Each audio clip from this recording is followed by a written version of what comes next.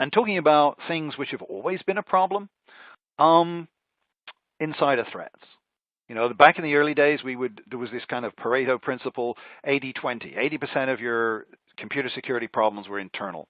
And then we started connecting everything to the internet, and the external threat became a bigger threat, and people said, oh, it's 20-80 the other way. 80% of your threats are coming from the outside. And really, I think that's a bit of a distraction, because it's not necessarily about the number of attacks.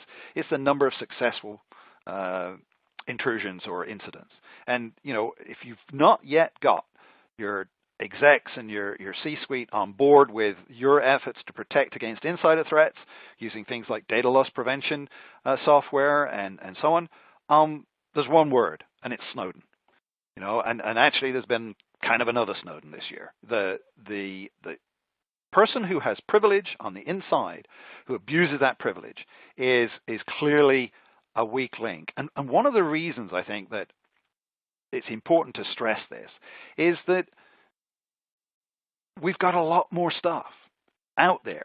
You know, there's a lot more data that a privileged user can abuse, and often, you know, our networks have expanded in a flat configuration. There's not enough segmentation, and so an insider can get permission creep, can get a lot of access, and unfortunately abuse it. So let's take a quick look here at the results. Wow, that's interesting. A third, 33%, have had this encounter with ransomware.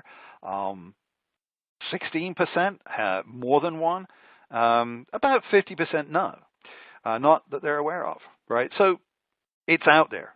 That is a relative to other threats we've measured. That's a really high percentage. So, one last thought before we move on from the insider threat, the elephant. I wrote a blog post about this on We Live Security. The employee left or fired with their access not terminated. Just about every IT security auditor that I know will tell you. They find these. Company says, no, we always cancel access when people leave. But there are people out there who've still got access. And they're not necessarily bad people. But, you know, 5 years down the road, pension plan changes, retirees are upset, and they've still got access. Not a good scenario.